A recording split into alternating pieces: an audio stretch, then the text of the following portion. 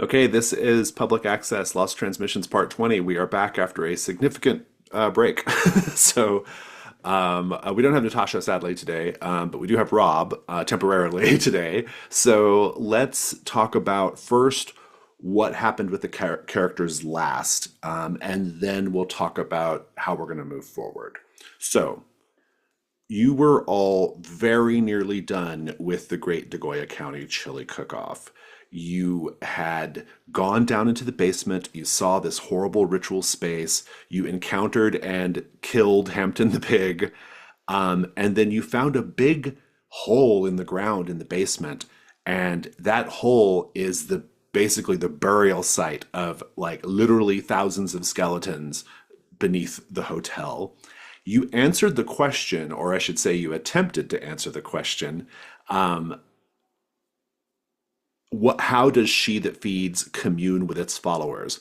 And it was a really, really good answer. The content of it was really good, even though the die roll was bad.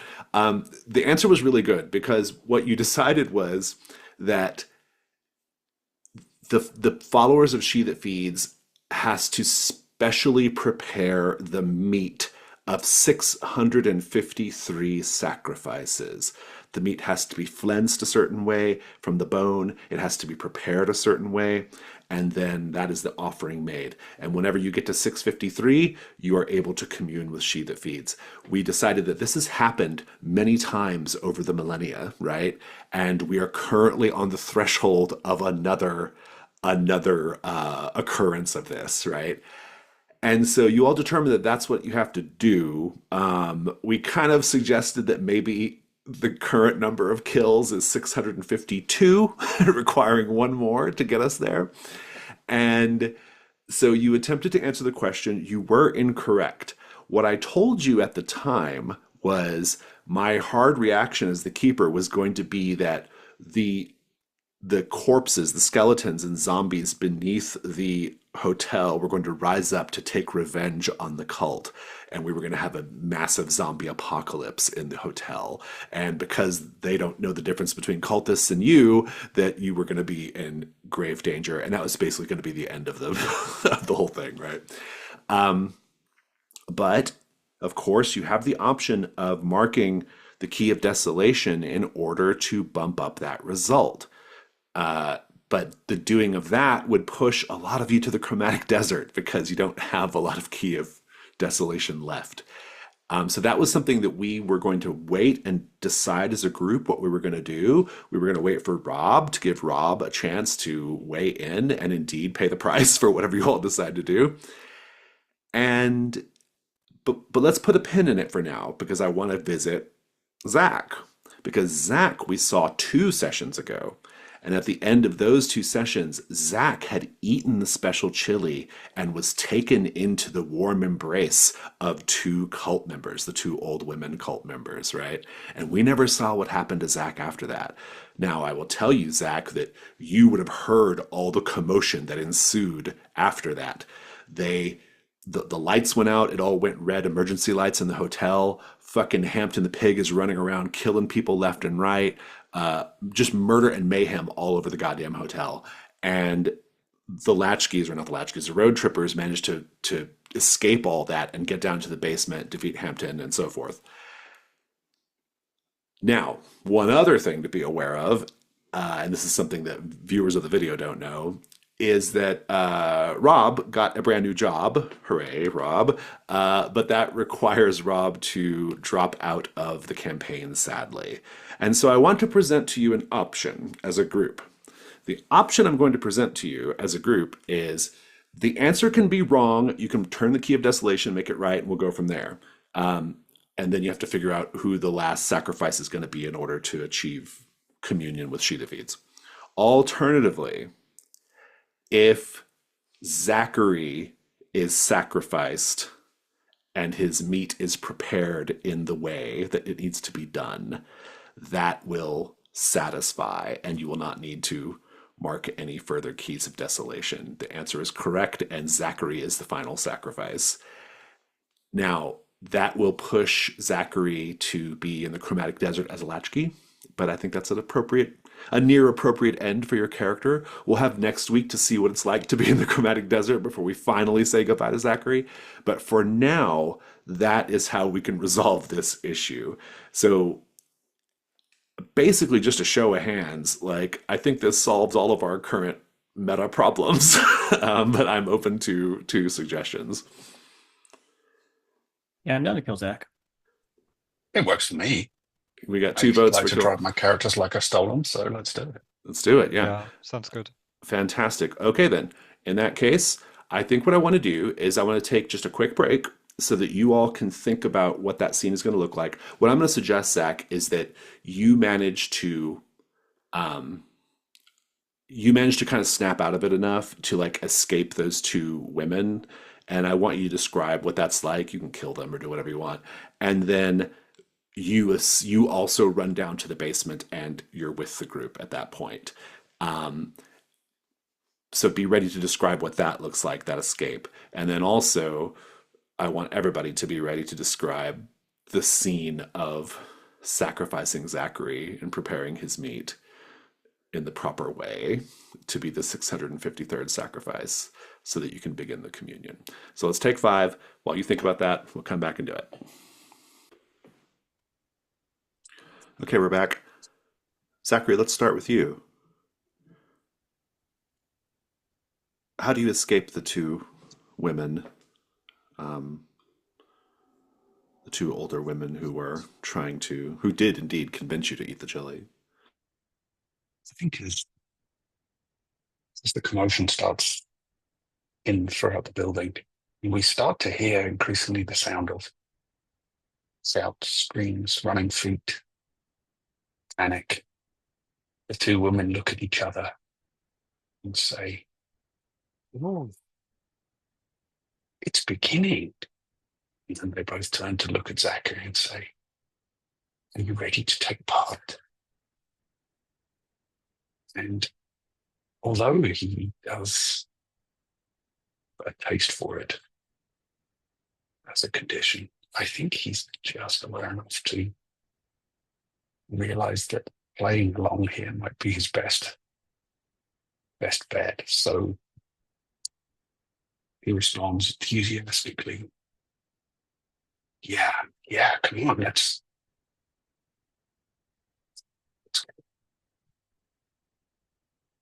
finish the feast where it's supposed to be finished." And the three of them leave the room. Zachary immediately breaks away and runs, and twisting his way through this building that is the back rooms of this hotel that are almost kind of maze-like to him in this condition. He rounds a corner and runs into a group of people, rounds another corner, and there's the someone wielding a knife, and eventually he just ends up the stairs down to the basement are the only route left to him. So he takes the plunge and heads down there, hoping to find like a maintenance exit or something. Fantastic. Amber and Shane, you're there in the, you know, standing there in the glow of the burning remains of Hampton the pig. You kind of lost track of Taylor and that one serial killer enthusiast down in the hole, but you do hear the sounds down in the hole, like of the bodies rising, or at least like starting to come alive. You have to act fast if you're going to end this. And I think when you see Zachary down there, I'll just ask you both, what do you see in Zachary's look or expression that makes you think he's too far gone?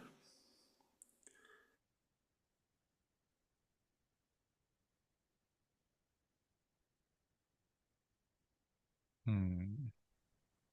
I think for Shane, it's not even that. I think she's just on high alert. Her adrenaline is running, and so as soon as she sees him, she is pulling the lever on that flamethrower and just blasting him. You're blasting Zachary.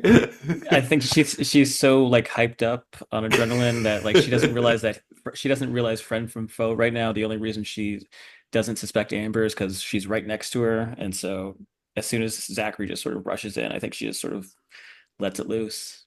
Amber, what do you do? Presumably, you save Zachary, or at least get Zachary in a position to be sacrificed. Oh, you mean if he gets burned, then we can't really sacrifice him? You can't do the proper procedure if he's burned. Yeah. You know what? There's like the bad boy chef with me, and I'm gonna push him in front of Zachary, so someone gets burned.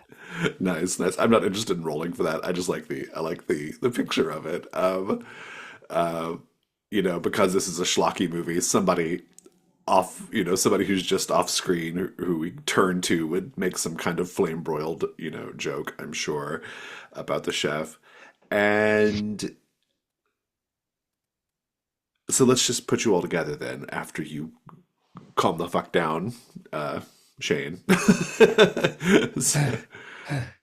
And she'll look at Amber and sort of as well, what's his name, Bobby Flint's or whatever, sort of Mhm. walking around on fire, screaming the Wilhelm scream.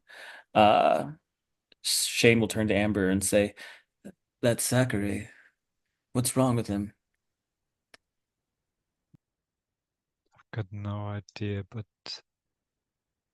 and then you hear her stomach growl because she's really into Zachary, but now she's into him in another way. His eyes, they're red with bloodlust. We have to stop him. And picture like you're probably close by Zachary, so she waves her hands in front of your face, and I'm not sure how's your reaction. I think it's like delayed. It's there's recognition there, but you can see that there's an effort required for it. And I think I turn to Shane and say, I mean, maybe we're doing him a favor by putting him out of his misery. Shane will glare back at Zachary, taking in what Amber is saying, and she'll just call out to him, "Zachary, come here." And I think his head snaps around, and you can see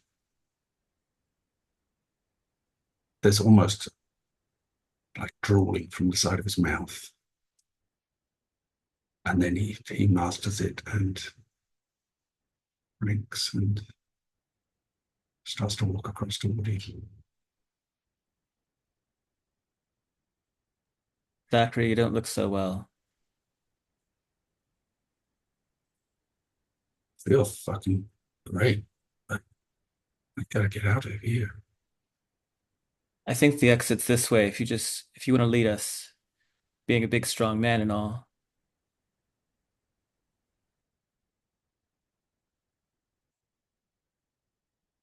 All right, but you think we can grab something to eat on the way? I'm starving.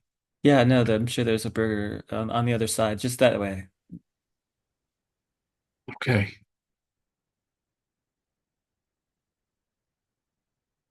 Then what? And yeah, as he turns to like lead us, Shane will turn to Amber and say, "Now?"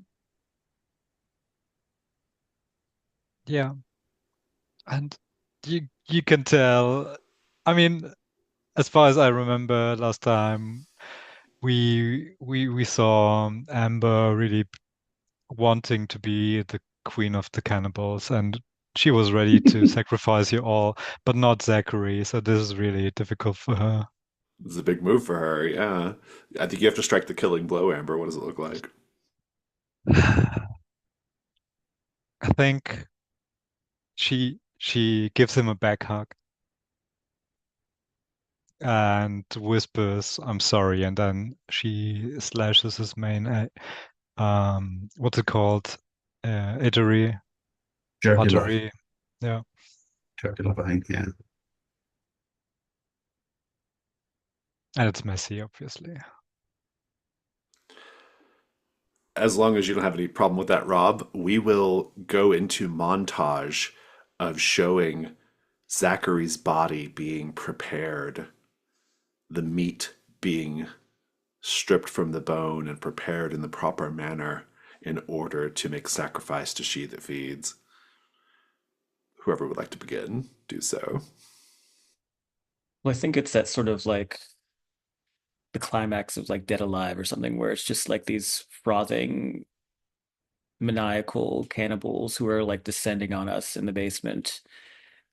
Whether or not they're trying to help or hinder us is unimportant because they're just fodder. And as Amber is doing the actual preparation, because it's more emotional that way. Shane is just blasting all of these cannibals with her flamethrower, keeping them at bay so that Amber can properly do the ritual.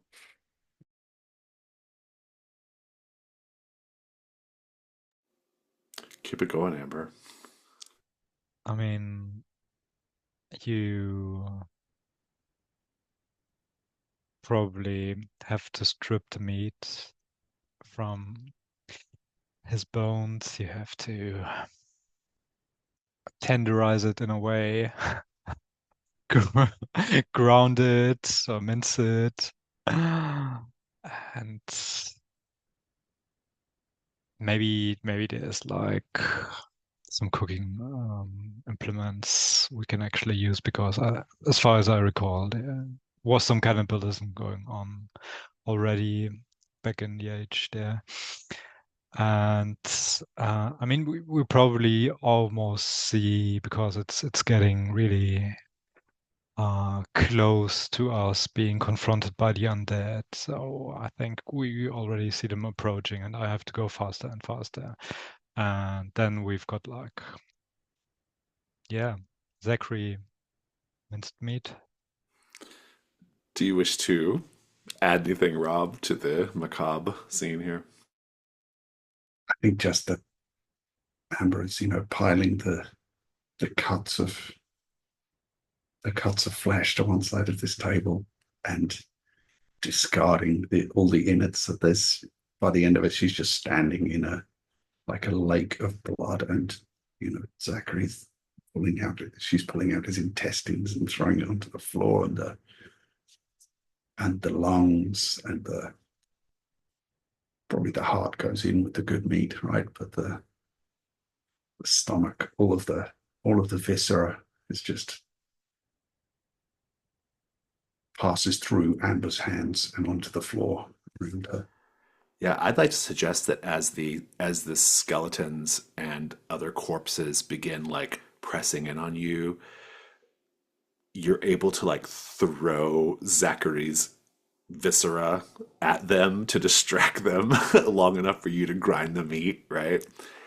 And I think in order to actually commune with she that feeds, you have to just put great big handfuls of Zachary's minced meat into your mouths and just start eating.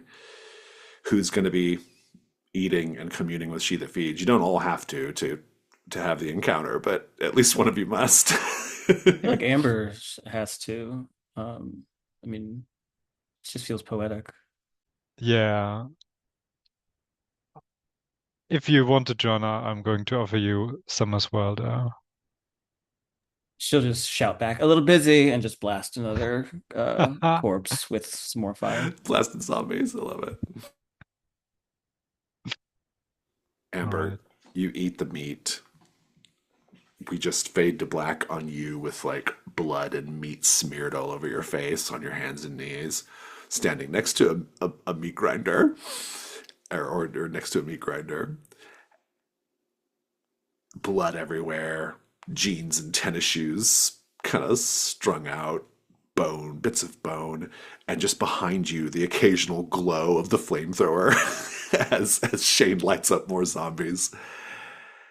And then we fade to black. Amber, you find yourself in like waist deep water. You are in what appears to be an underground lake. It's perfectly black and dark, except for a single shaft of white light in the center of this underground lake. And the water of this lake has a thickness to it. It has a metallic tang to its smell. But you can't really investigate it too much because it's so dark. All you can do is walk toward that pillar of light. Zachary, we're not done with you yet. You are swimming. You can't really see. It's as if there's something over your eyes, like a thin film of something over your eyes, but you can see that you're swimming through something dark and red. That much you can make out. Amber, what do you do?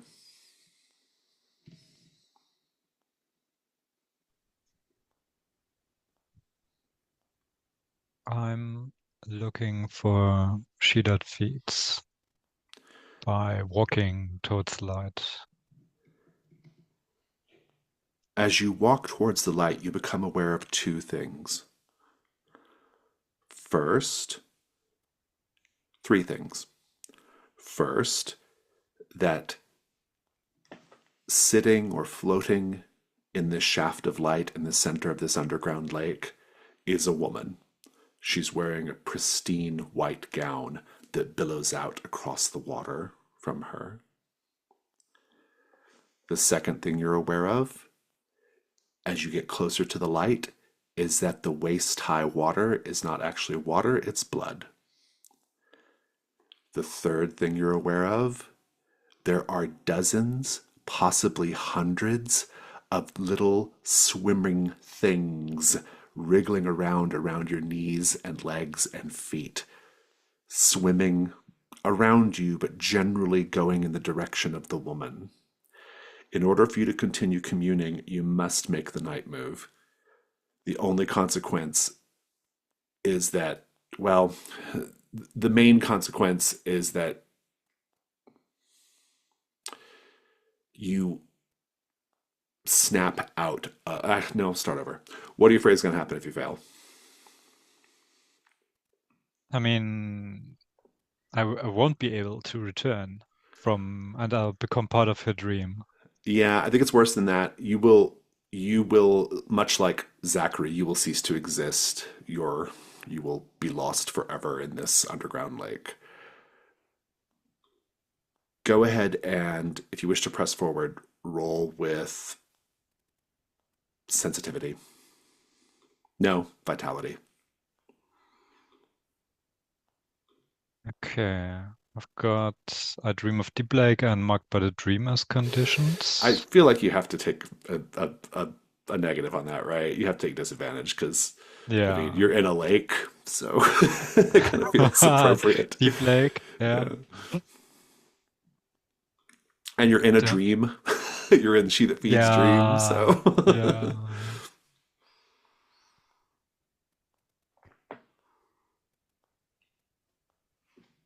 But I'm aware that it's a dream, right? Maybe. I don't know. So I wonder if I can. Basically, there's one thing I think would be interesting, but you've got to tell me if that's too far out there. I I feel like at this point, almost nothing would be. I mean, okay. I'm gonna pitch you then that my uncle also exists in this version Reality, yeah. of our game, Mm. and maybe he's among those sacrificed. He was there like a decade ago or Oh, two, and he's within. in the lake, wriggling around, so He's we can wriggling see. around, he's swimming. Maybe you see a little, you catch a glimpse of one of the things swimming beneath this blood red lake, and it looks up at you with eyes that look very much like your uncle's eyes. Hmm. You can roll 2d6 All right. plus 0. Yeah, that's an 8. You move closer to her. So do you, Zachary. You're getting closer to the light also, as you're swimming with your occluded eyes.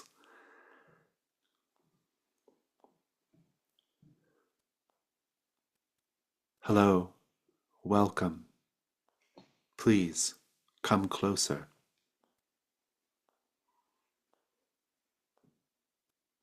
And then Amber approaches.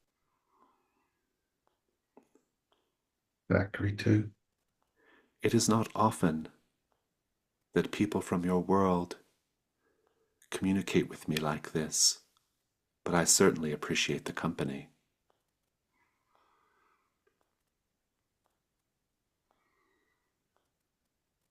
Where are we? Oh, Zachary, you're underwater. You probably can't even hear Oh, any of that. This is just for Amber.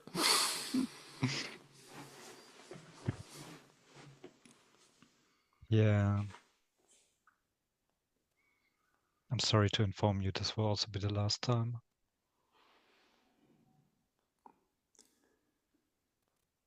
I'm very sorry to hear that. Though I would like to suggest that there is something of a misunderstanding here. The name you call me, she that feeds. I am not called that because I am the one who eats. I am called that because I feed the little children.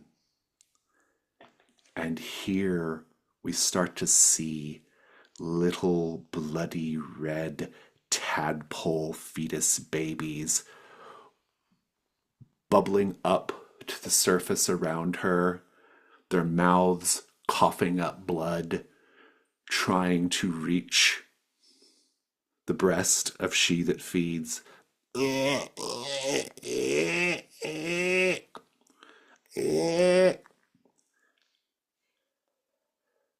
Zachary, she that feeds, reaches down and says, "Oh, here we have a new child.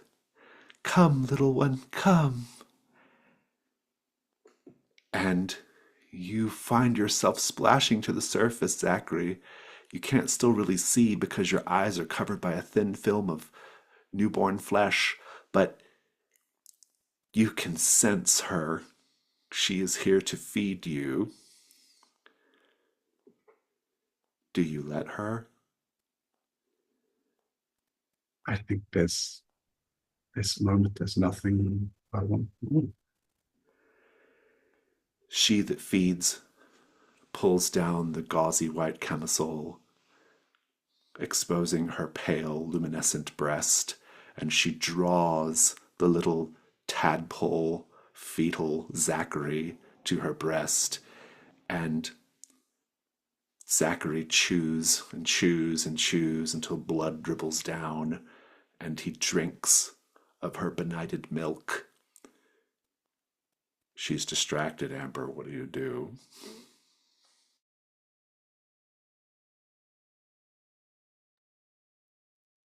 I mean, we're in a schlocky 80s movie. So even though I don't have that item like in my inventory, but I mean, maybe she picked up a shotgun. I love it. You just happen to have a shotgun in your Yeah, dream. just Fantastic. I'm This gonna shoot right into her chest. fantastic. This is the night move. What are you scared is going to happen if you fail? I mean, those tadpoles are going to turn on me, hinder me before actually I can shoot her. You know how it's worse than that. They're gonna feed and feed and feed. Go ahead and roll with composure.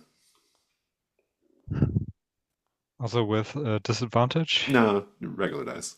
It's fine. All right, and that's a 12. Nice. You have control of the scene. Describe it.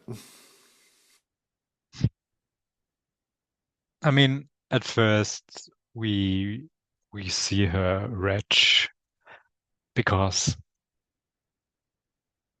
uh, you know, just but then she well, suddenly, let's just say she pulls out that shotgun,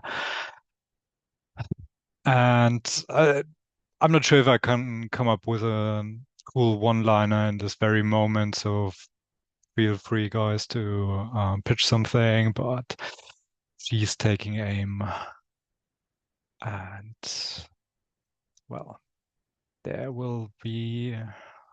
Well, her dress won't be white anymore, let's put it that way, because there will be bits all over. And those tadpoles, they shriek and shrivel, and she's got like a huge hole in her chest. Fantastic. Let's cut to the end of the tape with Shane and Amber leaving the Moroccan hotel back to the Jeep, covered in blood. The morning sun is just peeking over the horizon. Have the scene, ladies.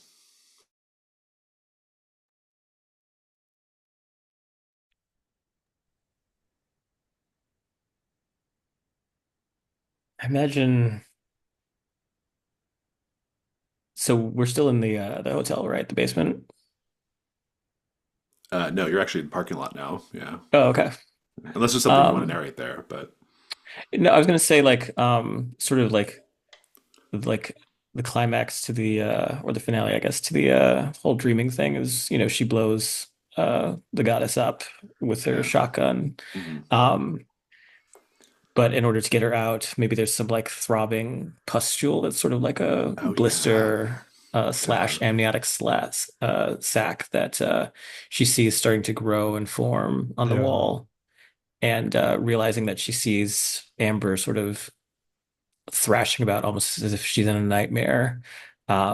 She will tear into it, pulling apart the flesh and just being coated with this thick, viscous, yellowish liquid that pours out. Both of them covered in like this pus now. Uh, and I think Shane is sort of like dragging Amber out as the hotel is starting to crumble and shake, and the earth itself is starting to groan. But I think we cut to them in the parking lot. Maybe the hotel is on fire at this point, but Shane is just kind of smoking a cigarette, a clove rather. Um, she says, "Well, that was something.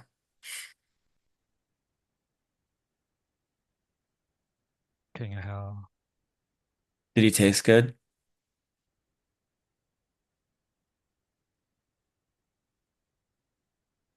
Zachary, I mean, did he taste good? God, I wish I had one more bullet right now. Shane takes another drag of her cigarette. He says, "I could really use a salad." Roll credits as the Jeep pulls out of the parking lot. Samantha Harrington presses stop on the tape. She sits back and wonders why she even watched this tape to begin with. She found it in that old abandoned meatpacking plant, and, well, maybe it has some relevance to those weirdos living at 26 Rodenbecker Street. And she puts the tape in its case and grabs her bag and goes to find the two of you, or the three of you, really, including Taylor. And that will conclude the Great Degoya County Chili Cook-Off. Zachary is no more, literally never existed. The entire campaign, you have no memory of Zachary. Because Zachary is stuck in the Chromatic Desert, which we'll visit next time. For now, everybody gets 2 XP for completing this particular mystery. And I need to actually pull up the list of rewards as well.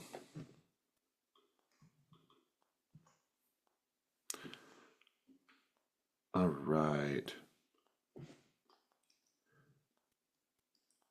Okay, so you get all of the following rewards. I will clip this and paste it in chat.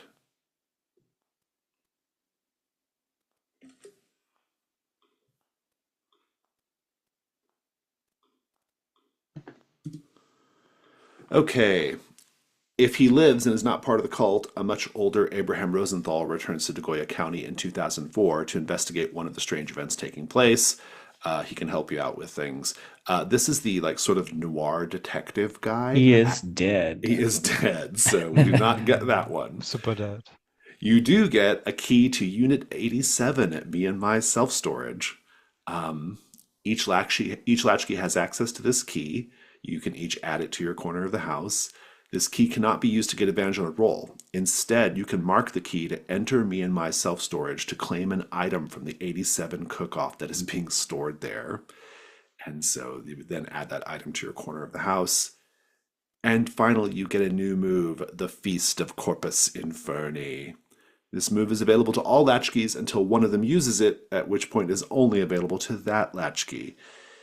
The first time you eat a side character, clear all conditions, including special conditions that can't be cleared in the normal ways, and take the condition Avatar of She That Feeds, which cannot be cleared. Hereafter, whenever you eat a side character, clear all other conditions and choose one of the options below. Increase your vitality by 2 as your body swells with ill humors like an engorged tumor. Oozing pustules spread all over your skin, secreting black bile that melts whatever it touches. Your stomach blossoms into a gaping maw lined with teeth. Once all are marked, retire this character, reintroduce them as a danger. There's some more stuff there, but that's basically the thrust of it. And get 2 XP as well for completing the mystery. Let's go to Stars and Wishes for our short little conclusion to GDCCO. It can be for all of GDCCO, I suppose, but we did do Stars and Wishes last time also.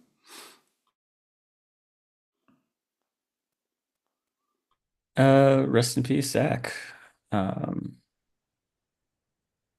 have some interesting implications for Shane, especially if she turns up pregnant. I don't know. I really want to know how that's going to go. Immaculate Conception. The mysteries of Deep Lake. But no, Rob, you will be missed. Thank you for everything.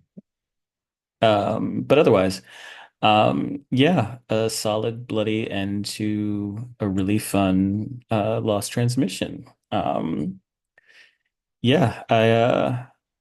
I could have done with a little bit more blood, maybe. I don't know. But maybe I'm just greedy. But yeah, no.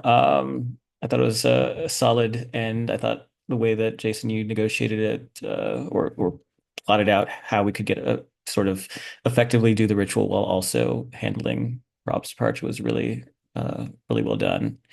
And yeah, I don't know if it's possible, especially with the way that Skinny Jeans is sort of reshaping public access. But I'd love the idea of maybe doing more Lost Transmissions in one campaign, but I don't know how feasible that would be. But they're a really fun idea, and I love the idea of getting to jump out of the sort of 2000s nostalgia and jumping into like different kinds of nostalgia, and examining Deep Lake through that lens. So yeah, just more Lost Transmissions would be fun. Yeah, I really hope that. I mean, we have some planned. It's all it's all little like kind of in dev, but um, there's a lot of really cool ideas for Lost Transmissions. And what I think is really great about Lost Transmissions is it allows you to, like, kind of like you said, Jack. It lets you like explore different subgenres of horror and kind of do different things with the game, which I think is a lot of fun. And it's in a contained way, so it doesn't really interfere with your Latchkey campaign. So it's fun. I'll just say my stars. I really, you know, yeah, basically just star for like embracing the solution that I came up with to help solve some of our problems. And so, and I thought it was a good solution. And, and yeah, yeah, it was really good. I like I actually really love the shotgun thing because it's so like 80s schlock. Like there's like no reason why you should have a shotgun in your dream except, you're a dream warrior or something. Maybe who knows. So yeah, that was a lot of fun. And yeah, my wish is just eventually get this kind of we're actually really close to being done with the Latchkey campaign too. And so it'll be nice to kind of get back to this, kind of get it wrapped up. So yeah. Yeah, like staff, I really appreciate you kind of accommodating my schedule having to change and working something now that is satisfying for all. And I'm glad I can, hang out for a couple of sessions to wrap things up neatly and not just disappear without any comment. Although I guess in passing into the chromatic desert, that is exactly what I'm doing because no one will even remember I was here. Yeah, it is really interesting to think about the implications with Shane. So that's a great point to call out from Jack. Yeah, I had fun with this crazy gore-soaked Mandy-like adventure into cannibalism and weird feeding gods. Yeah, lots of fun. Wishes. I hope. Yeah, my last session next week will be a memorable one. I'm sure it will. We might get to do a White Odyssey tape to say goodbye to Zachary. So. Ooh, that'd be cool. That'd be really cool. Yeah, Stas, to everyone, I'm glad you could join us again, Rob. Um, and I this is going to be a wish. I definitely want to see you navigate the chromatic desert because this is something I still have to wrap my head around how that actually works and how it looks, and it's gonna be different at each campaign, obviously, but still, I'm curious what it will look like for us or for Zachary in particular.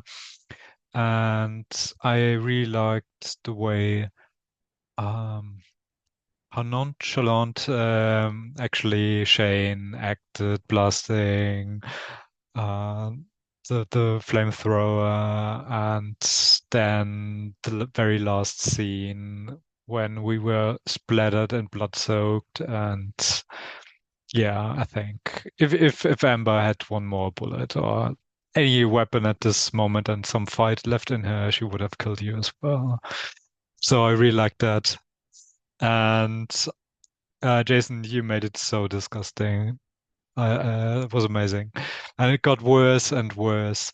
And in particular, I like the very end when because I think the way it was set up was that Zachary popped in the cassette, VHS cassette, and we saw him watching it, and now it was It was Samantha, Samantha watching and it. Yeah, yeah. yeah, and I love that.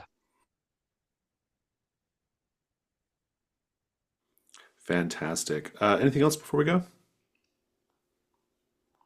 Okay. All right. Well, thanks for getting here so we can finish up GDCCCO, and we'll see you all next time. Let's wave goodbye.